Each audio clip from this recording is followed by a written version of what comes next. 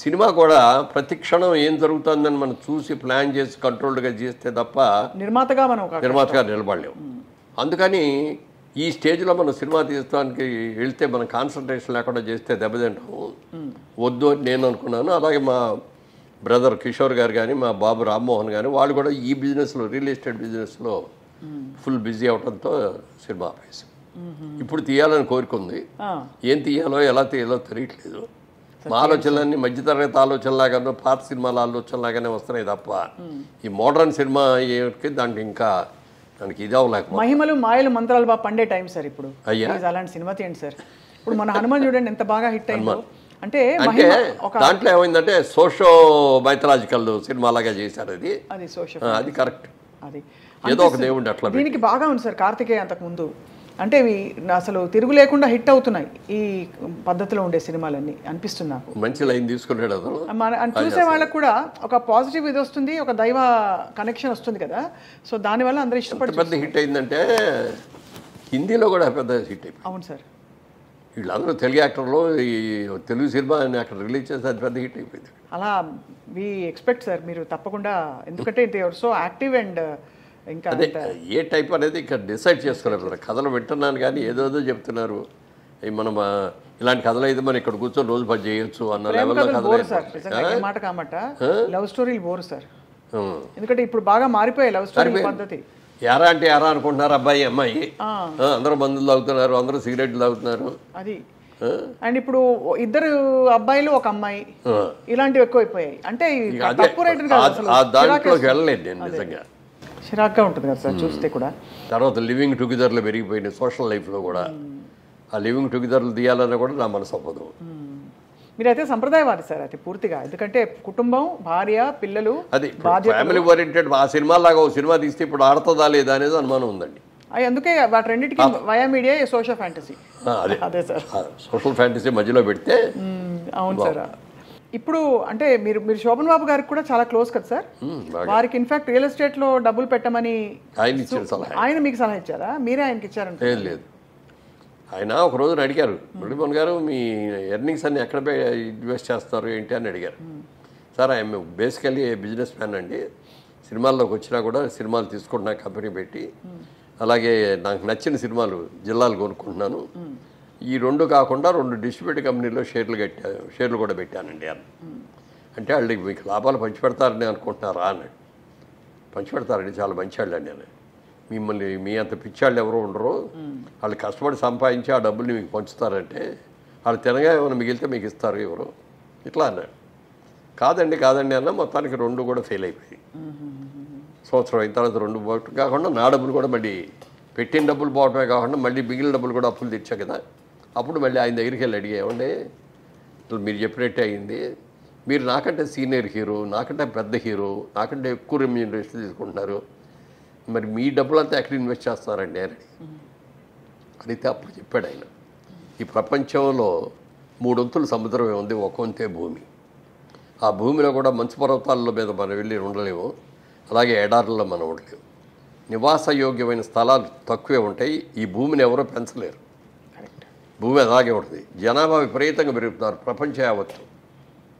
రాబోయే రోజుల్లో ల్యాండ్కి డిమాండ్ వస్తాయని చెప్పి నేను మొత్తం ల్యాండే కొంటున్నాను. అబ్బాయి ఎంత బ్రిలియంట్! అందరికీ తెలిసింది ఆయన సముద్రం ఇంత, ఈ భూమి ఇంత అని తెలుసు మనకి, కానీ ఈ క్యాలిక్యులేషన్ చెప్పింది ఆయన. ఆయన మొత్తం ఎంత భూములు కొన్నాడో తెలుసు అండి మెడ్రాస్ చుట్టుపక్కల. ఎంత సార్ సుమారు? అసలు ఐడియా కూడా లేదు నాకు. అడిగాడు ఆయన 5,000 పెట్టి ఎకరం 5,000తో కొన్నాయి, ఇప్పుడు 5 కోట్లు అయింది. బాబా అంటే ఎన్ని వందల ఎకరాలు కొని ఉంటారు ఆయన? చెప్పడం కష్టం కదా, ఎప్పటికీ చెప్పేవాడు కాదు. ఎక్కడ పోయే ఆస్తులన్నీ వాళ్ళ వారసులకు వెళ్ళే చెందయ్యా? కొడుకున్నాడు కదా, కొడుకు కూతుళ్ళు ఫ్యామిలీ ఉన్నారు, వాళ్ళకే వెళ్ళేది, బయట ఎక్కడికి పోలేదు. ఆయన ఇవి తప్ప ఏమి డిస్కస్ చేయలేదు సార్ ఇప్పుడు ఆయన జీవితం గురించి? అంటే అప్పట్లో జయలలిత గారిని మాట్లాడేవారు కాదు, కానీ ఎప్పుడో ఒక్కసారి మాత్రం అన్నాడు. చాలా హ్యాపీగా ఫీల్ అయ్యేవాడిని. అది అంటే ఒక వండర్ఫుల్ వైఫ్ లాగా అనిపించేది ఆవిడ నాకు, జయలలిత గారు. బట్ దెన్ దేవర్ మ్యారీడ్ కదా సార్? అంటే దేవర్ అంటే ఒక బంధంలో ఉన్నారు అంతే కదా, మ్యారేజ్ అని చేసుకోలేదు. అలా చూస్తే అనిపిస్తుంది సార్, అంటే జీవితం చిన్నది, అప్పుడప్పుడు అనిపిస్తుంది బాధ్యతలు కరెక్టే ఉండాలి, చూసుకోవాలి అందరినీ, బట్ మనసుకి ఎవరు మాట చెప్తారు సార్? ఆత్రేయ గారు చెప్తే కూడా విందు మనసు మాట. సో అది దాన్ని అన్నీ దాటుకుంటూ మీరు కింగ్ సార్ నిజంగా. ఎందుకంటే అన్నిటినీ రెసిస్ట్ చేసి మీరు డిసైడ్ చేసేసుకున్నారు కాబట్టి అది. అప్పుడు ఆ సోమన్ బాబు గారు ఐడియా పెట్టుకొని మనం హీరో వేయట్లేదు, క్యారెక్టర్ రోల్స్కి వస్తాం అని క్యారెక్టర్ రోల్స్ చేస్తా అంటే హీరో ఫాదర్ లాగా లేడండి, బ్రదర్ లాగా ఉన్నాడండి అని అంట మొదలెట్టారు. నేను ఎక్స్పెక్ట్ చేసిన లెవెల్లో క్యారెక్టర్స్ రాలా.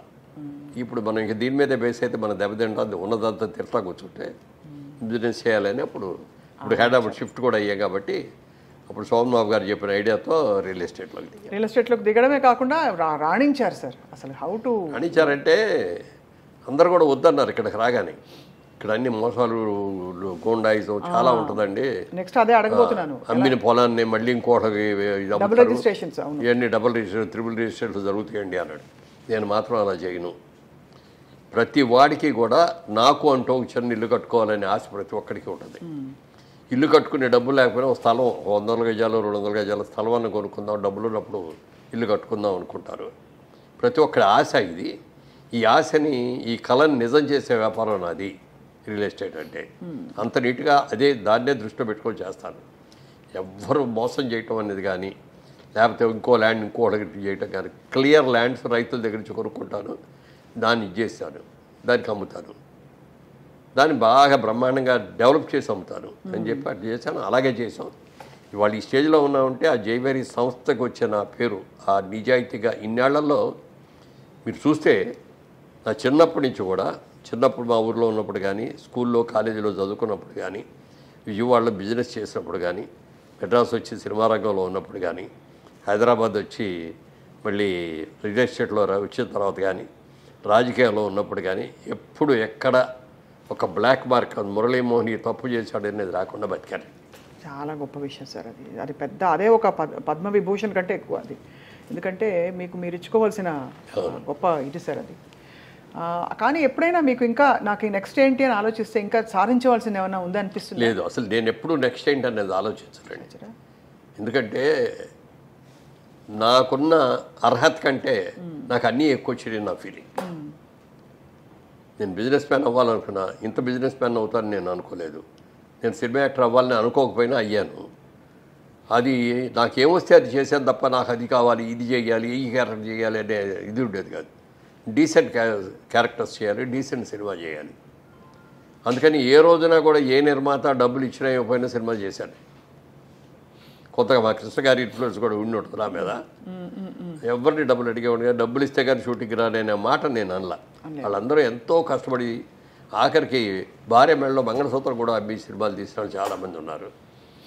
అలాంటి వాళ్ళు మనం ఇబ్బంది పెట్టకూడదు. కానీ మీరు పీక్లో ఉన్నప్పుడు సార్ మీరు టాప్ రెమ్యూనరేషన్ ఎలా తీసుకున్నారు సార్? అంటే అప్పట్లో కూడా అసలు రెమ్యూనరేషన్ మీద పెద్ద అసలు ఉండేది కాదండి.